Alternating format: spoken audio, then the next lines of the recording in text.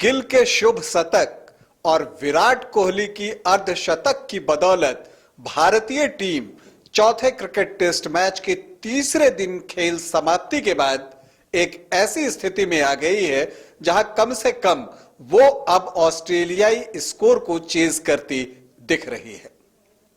चौथे टेस्ट के तीसरे दिन क्या हुआ वो बताऊंगा, साथ ही भारत की नजर न्यूजीलैंड और श्रीलंका के बीच चल रहे टेस्ट मैच पर भी है, तो वहां तीसरे दिन क्या हुआ यह भी बताऊंगा।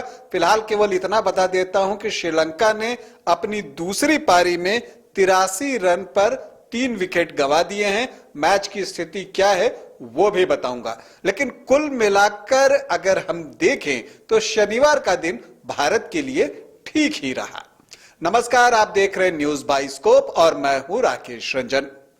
भारत और ऑस्ट्रेलिया के बीच अहमदाबाद के नरेंद्र मोदी स्टेडियम में चौथा क्रिकेट टेस्ट मैच खेला जा रहा है। शनिवार को तीसरा दिन था और स्टंप्स के समय भारत ने 3 विकेट के नुकसान पर 289 रन बना लिए थे।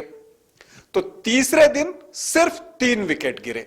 देखिए, ये जो विकेट है ना अहमदाबाद की, जैसा कि मैं शुरू से कहते आ रहा हूं कि ये बल्लेबाजी के अनुकूल है, या यूं कह लें कि यहां गेंदबाजों के लिए इस विकेट पर अब तक कुछ दिखा नहीं है।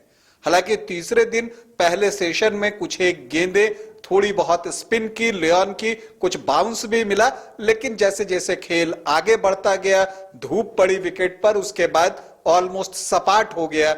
हां, गेंद कुछ नीची रह रही है तो आप बहुत खुलकर स्ट्रोक भी नहीं ले पा रहे हैं, और कमोबेश तीनों दिन जो टेस्ट मैच अब तक चला है उसकी हालत यही रही है। पहले दिन 4 विकेट गिरे थे, ऑस्ट्रेलिया के वो 4 विकेट थे, 255 रन बने थे।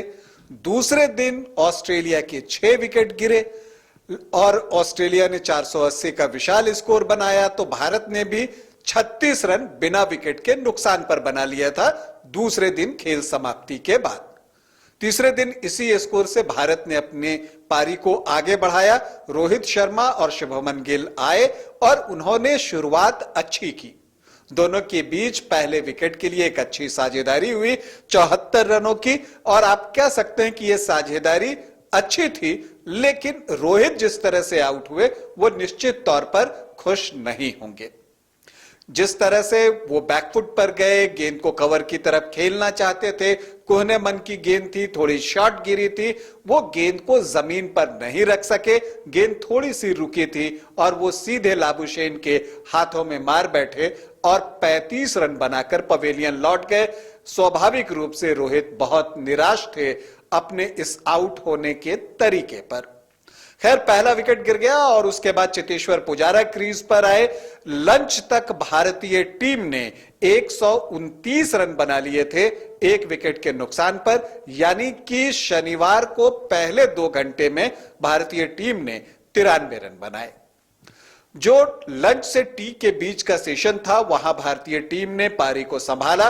पुजारा और गिल ने यह कोशिश की कि विकेट बचा कर रखना है और जब अवसर मिले तो कुछ स्कोर भी करते रहना है, और दोनों ने दूसरे विकेट के लिए शतकीय साझेदारी निभाई 113 रनों की, और ये जोड़ी टूटी चेतेश्वर पुजारा के आउट होने से। उन्हें टॉड मर्फी ने 42 के स्कोर पर एलबीडब्ल्यू आउट किया। तो दूसरा विकेट जब भारतीय टीम का गिरा तो भारत का स्कोर था 187 रन। यहां पर विराट कोहली आते हैं। शुरू में थोड़े से अनकंफर्टेबल दिखे और लगा कि कुछ चिंता की बात है, लेकिन दूसरी तरफ यहां पर गिल की तारीफ बनती है कि उन्होंने स्ट्रोक खेलना जारी रखा और विराट पर कोई दबाव बनने नहीं दिया। और जैसे जैसे समय गुजरा विराट अपनी लय में आ गए, डिफेंस किया, और स्पिन को खेलते वक्त उन्होंने इस बात का खास ध्यान रखा कि विद द स्पिन खेलें, मतलब स्पिन के साथ ही खेलें। इसलिए कलाई का इस्तेमाल ज्यादा हुआ, और कलाई का इस्तेमाल इसलिए भी ज्यादा हुआ क्योंकि ज्यादा गेंदबाजी नॉर्थन लियोन ने की। इसी बीच शुभमन गिल का शतक आ गया, और वो शानदार शतक उन्होंने लगाया, अपने टेस्ट करियर का दूसरा शतक, और यह शतक उनके टेस्ट करियर के लिए बहुत ही महत्वपूर्ण है। क्योंकि देखिए, अब तक एक सवाल उठते रहता था कि रोहित के साथ पारी की शुरुआत कौन करेगा। जब शुभमन गिल को इंदौर में अवसर मिला तो वो अपने आप को साबित नहीं कर सके थे, तो एक उन पर भी दबाव था। लेकिन यहां बल्लेबाजी के अनुकूल विकेट पर ही सही, लेकिन एक बड़े टारगेट के बाद बैटिंग करने के लिए उतरे गिल ने जो ये शतक लगाया है, उसकी जितनी प्रशंसा की जाए वो कम है। वो 128 रन बनाकर आउट हुए और अपनी 128 रनों की पारी के लिए उन्होंने 235 गेंदों का सामना किया, 12 चौके लगाए, एक छक्का जड़ा।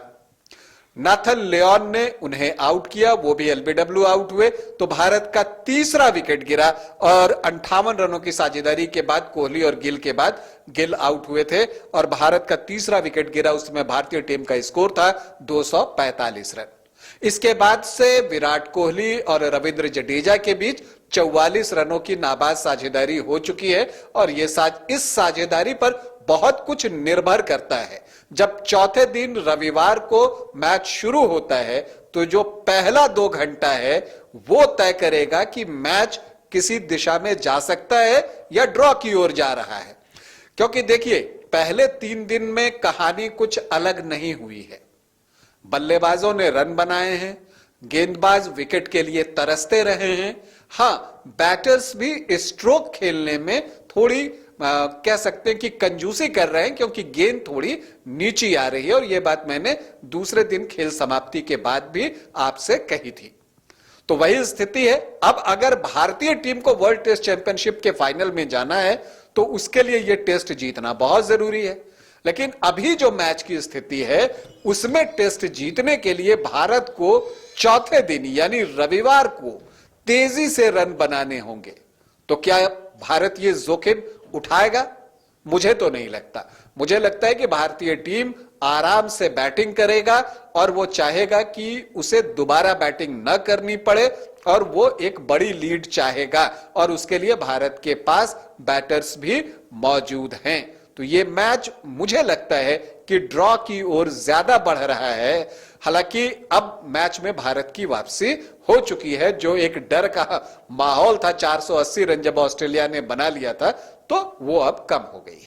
वर्ल्ड टेस्ट चैंपियनशिप के फाइनल में पहुंचने की भारत के लिए एक और जो शर्त है वो ये है कि श्रीलंका न्यूजीलैंड के खिलाफ अच्छा प्रदर्शन न करे, मतलब जीत हासिल न कर सके। तो पहले टेस्ट मैच में पहले 2 दिनों में श्रीलंका की स्थिति अच्छी थी और वो मजबूत दिख रहा था और लग रहा था कि वो जीत हासिल कर सकता है। लेकिन तीसरे दिन बाजी पलट गई। कल न्यूजीलैंड का स्कोर 165 रन पर 6 विकेट था। श्रीलंका ने पहले बल्लेबाजी करते हुए 355 रन बनाए थे। तो लग रहा था कि न्यूजीलैंड की टीम काफी पीछे छूट जाएगी क्योंकि उसके प्रमुख बैटर्स आउट हो गए थे और छठा विकेट भी 200 के अंदर ही गिर गया। लेकिन मिचेल ने शानदार शतक लगाया और हो गया उल्टा। न्यूजीलैंड की टीम ने 18 रनों की बढ़त ले ली और श्रीलंका की जो दूसरी पारी है जब वो शुरू हुई तो उसके 3 विकेट गिर चुके हैं 83 रन पर। तो उनकी जो कुल बढ़त है वो 65 रनों की है और आप कह सकते हैं कि उसके पास अभी 7 विकेट बचे हैं। तो न्यूजीलैंड और श्रीलंका टेस्ट मैच का भी फैसला आ सकता है क्योंकि वहां भी 2 दिन अभी बचे हुए हैं। तो परिणाम आने की पूरी संभावना है। तो श्रीलंका की टीम चाहेगी कि वो दूसरी पारी में और अच्छी बैटिंग करे और बड़ी लीड ले और मैच जीते ताकि वर्ल्ड टेस्ट चैंपियनशिप के फाइनल में जाने की उसकी उम्मीदें बनी रहे। दूसरी तरफ न्यूजीलैंड की टीम जल्दी से जल्दी श्रीलंका को आउट कर टेस्ट जीतना चाहेगी। तो बहुत ही रोचक स्थिति है। वर्ल्ड टेस्ट चैंपियनशिप के फाइनल में जाने वाली दूसरी टीम कौन बनेगी इसके बारे में अभी भी पुख्ता तौर पर कुछ भी कहा नहीं जा सकता और यह क्रिकेट के लिए अच्छी बात है। यह अनिश्चितता बनी रहनी चाहिए, यह कंपटीशन बना रहना चाहिए। फिलहाल आपके लिए सूचना यह है कि भारत और ऑस्ट्रेलिया के बीच चौथा क्रिकेट टेस्ट मैच जो कि अहमदाबाद के नरेंद्र मोदी स्टेडियम में खेला जा रहा है, वहां पर 3 दिन के खेल के बाद स्थिति यह है कि ऑस्ट्रेलिया की पहली पारी के 480 रनों के जवाब में भारत ने अपनी पहली पारी में 3 विकेट पर 289 रन बना लिए हैं और अब बहुत कुछ चौथे दिन पहले सेशन से तय होगा। तो उसकी प्रतीक्षा हम सभी कर रहे हैं। आगे जो कुछ भी होगा वो बताने मैं आपके पास आता रहूंगा। अभी के लिए इतना ही। इजाजत दें, नमस्कार।